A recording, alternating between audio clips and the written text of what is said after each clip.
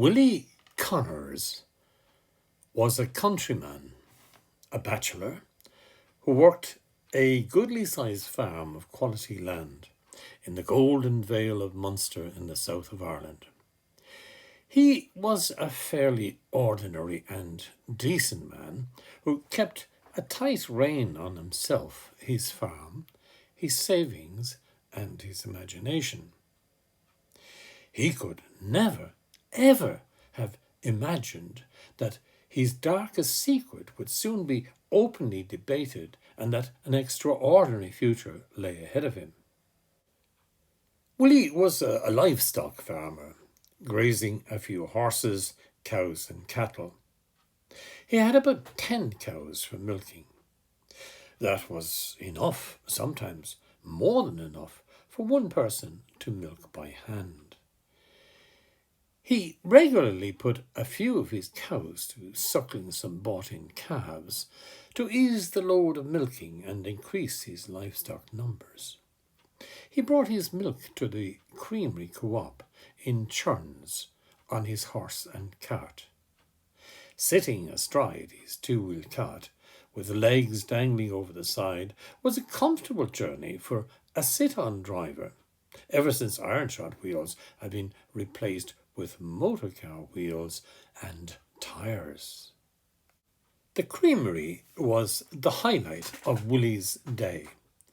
Much of what he needed to know about deaths, hurling games, farming lore, and goings-on generally in the parish were communicated there with his neighbours waiting in the queue. He bought a newspaper in the village shop regularly and read it from cover to cover on the way home. Learning to read was one of the things Willy picked up in the few years he spent in national school before he was kept at home to work the farm after his father died. Willy was fairly well informed and content, it would seem, with his lot. His high-pitched, infectious laugh, belying his strong, rugged frame, was easily sparked off and enamoured him to friends and to neighbours. It also led to some mocking from the local wags. They told him Kerry jokes to get him going. He was a good neighbour, always ready to lend a hand at a mell, and that had a kindness and an innocence about him that further contributed to his overall standing in the community. Willy was described respectfully as Owlstock and was assumed to be prosperous. Sure, he'd spend nothing. Didn't he still have his Holy Communion money? It was indeed true that he made money from his cattle, 10 or so fine, finished bullocks driven to the meat factory every autumn. And what with the monthly milk cheque covering almost all his modest needs, he was able to put most of the cash from the fat cattle away in elastic band-bound rolls deep in his mattress. You must be rolling in it, Willy, the envious said, not thinking for a moment it might be literally true. I sure am not. You know yourself. There's no money in cattle. It just keeps the few bob together. The lumpy mattress was reassuring, and if the chance came to buy a bit of land nearby, he was prepared. But Willy had a secret no lay person would ever know, as he was about to take it with him to his grave. He normally had prodigious good health, but then he contracted brucellosis from his cows and suffered miserably. He didn't go to a doctor and bore the affliction stoically. Willy felt he deserved to suffer, and in any case, doctors, in his opinion, were too expensive. Frugally, but faithfully, he self-medicated and took the same giant tablets as the vet had prescribed for his cattle. He fell very sick, was rushed to hospital, and died. Willy's sudden demise was a shock to his neighbours and a curiosity to the doctors that attended him. They wanted an autopsy. But the local undertaker told Willy's relatives, "If you let them buggers in Dublin cut up your Willy, he'll be coming home in instalments, and you'd have the expense of several funerals."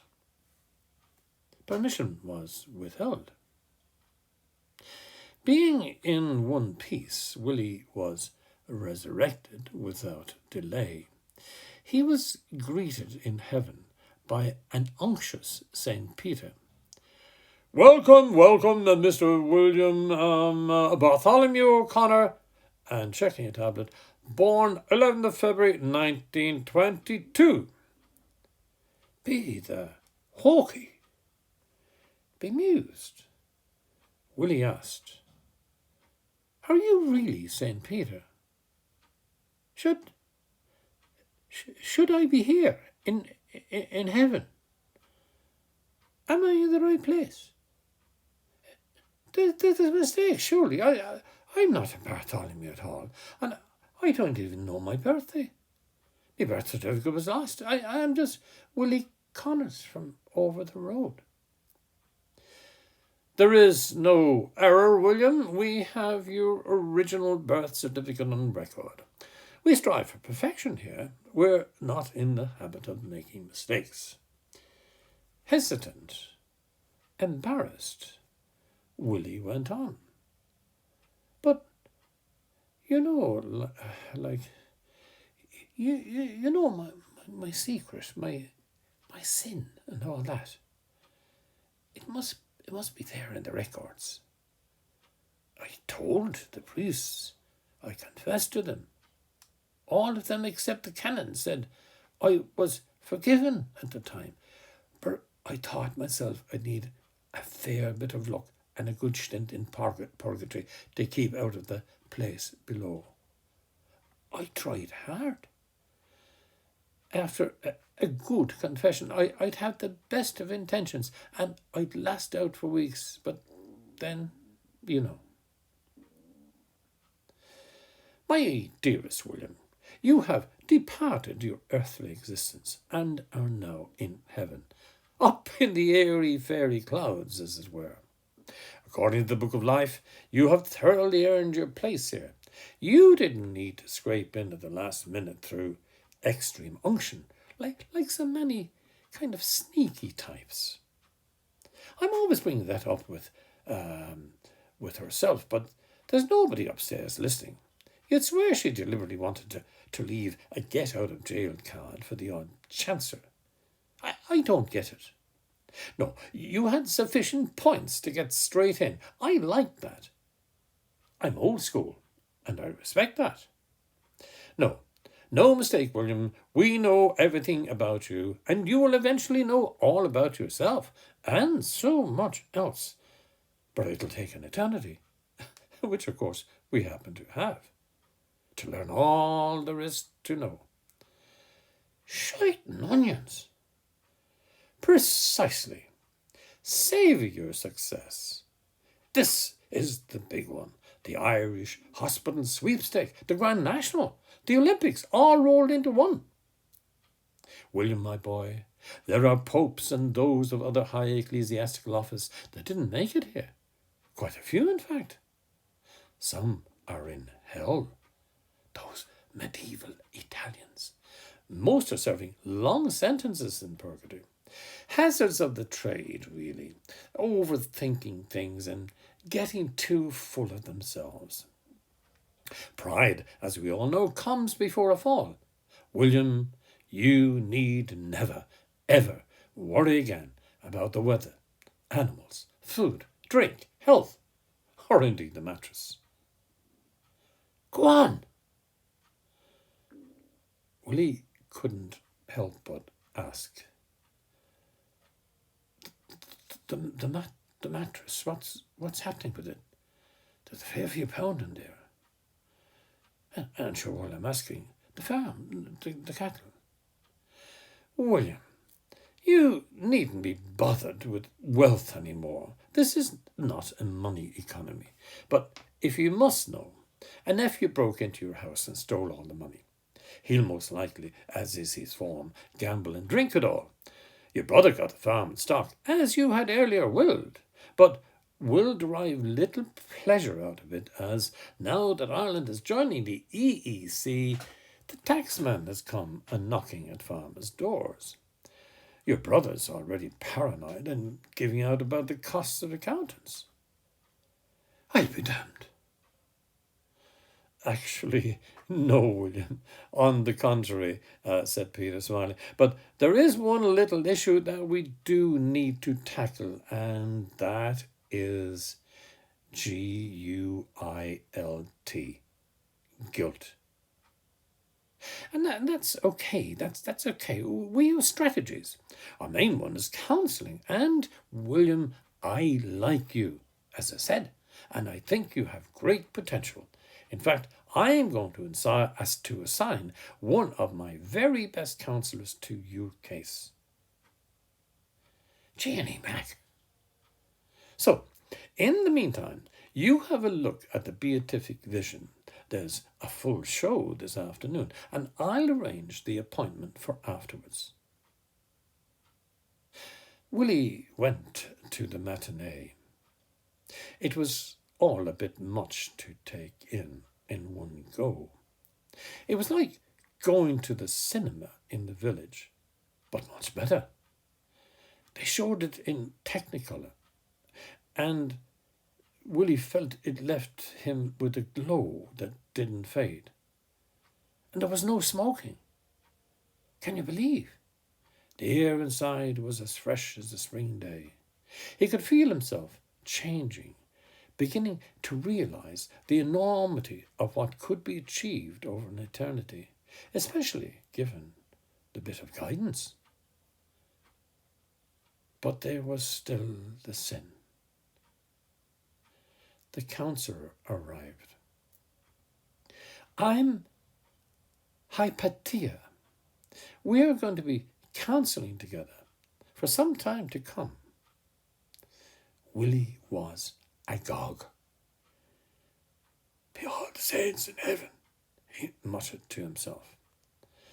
He thought Hypatia was the most beautiful woman he'd ever seen. She was a mature lady with curly black hair, as sleek as an Aberdeen Angus, he thought. Setting off her womanly figure, and in contrast to her sallow complexion and dark hair, she was dressed in a long white garment with a plaited silk robe crisscrossing her breasts and tied to a waist belt. Hypatia answered his shy query about her lovely name. I am a Greek, a philosopher and mathematician, and for the moment enough to say that I died in Alexandria, murdered actually, some 17 centuries ago. It is my delight, William, to be your counsellor. There is much work to do, but you will enjoy it. You'll find that heaven here is full of surprises. For example, there are many pagans here, fine, good people, and lots of Irish, of course. We even have hundreds of fascinating saints from the centuries before St. Patrick. Incidentally, Paddy is still doing time in purgatory, whilst his predecessor and protagonist, Pelagius the heretic, came straight up. Indeed, I myself am, surprise, surprise, an atheist. And it was Christians that killed me, literally skinned me alive.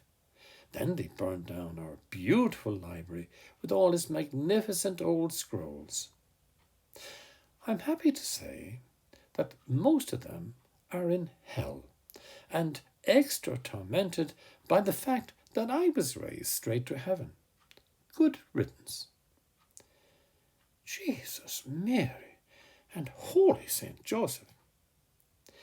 Indeed, but perhaps be a little bit more careful in your language. There's a lot of good Jewish people here. They're a bit touchy about saints and such. Now, William, about your sin, as you call it. This sin that's haunted you throughout your life. The sin that weighs you down with guilt and is making you feel unworthy now of being here with us. Willy flinched. Oh, Christ above. It's all out now, he thought. My dear, dear man, your sin is no more a crime than ordinary masturbation, except you did it with animals, with your heifers. And you did no more with those heifers than a bull did. Would we indict a bull for doing what comes naturally? Or indeed condemn people who excited themselves sexually? We never did. Our earthly interpreters, with no mandate from us, caused untold pain over the ages and still do. Female genital mutilation is a continuing horror, affecting hundreds of millions of women. Now there's a terrible sin for you. We have special places here in heaven for those poor victims. Herself is particularly compassionate and loving towards them. They get automatic entry here. No fuss, straight in. Willy, please, relax. You are in a safe place here. But you have guilt around this conquest with animals you're engaged in. We'll work on that. It's not all miracles and waving magic wands about here. Making efforts is what keeps eternity interesting. We aim to inspire our clients and develop their understanding so they can enjoy paradise to its fullest. It's a place of love, learning, understanding, fulfillment, and eventually, given enough time, wisdom. Folding her arms, Hypatia asked, when did it all begin? Willy could already feel a soft, almost sensual transformation coming over him. He felt he could talk openly to this gorgeous woman. But I don't remember. You do, Willy. I'll help you. It's all down here. Willy was amazed at all that could be contained in that tablet thing. And, Hypatia continued, the point is not to catch you out, but to talk through things, in your own words, with a little help from me. Believe me, there are great things to be achieved here. Okay, I'll give it a go. Clearing his throat, Willy began. When I was about 15, I had strong urges about doing things, with girls. I tried to be pure, like I was told, putting my arms across my breast at night, not fiddling with yourself, as the old canon used to say. But 'twas hard. I once tried dropping the hand on a girl, as was advised to me by an older lad. I met her at a dance and she accepted a lemonade for me. That, according to the same friend, was a shift. I walked her home and she let me kiss her. I was going mad, bursting me britches, And I dropped the hand. She almost broke my wrist with a chop. You dirty yoke, you filthy beast. I'm telling the priest and you, Willy Connors. It shocked me. It frightened me. I was a pervert, an animal. One day, in the cowhouse, a maiden heifer was bailed up, waiting for the bullman. The EI man, the artificial insemination that had just come in. The family were at the fair day in town, and I was left to show the bullman to the heifer. I shut the cowhouse door and tied it from the inside with a spancel. The heifer stood for me as she was bullying, and I mounted her from a stool, keeping my balance with a rope tied to a rafter. At first it was pure ecstasy, the relief powerful compared to doing it to yourself, if you know what I mean. Then the terrible thoughts. Supposing the heifer had a calf that was half human, maybe with my head. I'd be found out. The AI man might see my stuff. Notice I'd been riding the beast. The state of my trousers. My mother might notice. I remembered something from school to do with killing those who lay with animals. I'm damned, I thought. Jesus, the girl was right. I was a filthy beast for sure. I thought of doing something else with the rope. I looked up at the rafters. But instead, I braved it out and went to confession. The first priest I spoke to was grand. He went easy on me. Yes, I see, my son. And did you do this act with a woman? I got the impression of him that it was kind of okay to do what I did. Better than doing it with a woman out of wedlock. He gave me only a few decades of the rosary for my prayers. I used to get a lot more for less, like missing out on my prayers, the sacraments, swearing a bit. But then there was the canon. He frightened the living daylights out of me. He was roaring in the confessional. I was mortified we'd be heard. Oh, he gave it to me right between the eyes. And he quoted the Bible with a growl, like a dog. Exodus 22:19. Whoever lies with an animal shall be put to death. Death! Trembling, I vowed never to do it again. But I did. And again. And again. And again. And more easily. Less frightened. When the vet, responding to my sly questions, told me about Joseph Stalin, you know, the communist fella, failing to mate monkeys with humans. But I gave up on women. I stopped going to dances. I stopped going to confession. Hypatia frowned. You poor, dear man. The sex urge is so powerful, unstoppable really. Few modern human societies get it right. Forbid, forbid, forbid. Delay, delay, delay seems more often to be the mantra of the day. And such a shame. Sex can be beautiful, or it can be cruel, as it is sometimes on earth. I'm afraid in Ireland it seems that your generation and occupation had it particularly hard. It will all be analysed and explained later on. We have a lot of people here that were very attached to their animals. The shepherds. Then she announced, there are no heifers, no animals at all in heaven. You won't be tempted there, and as you are in your prime, naturally you should have sexual partners. I can assure you, you'll really, really get to like it.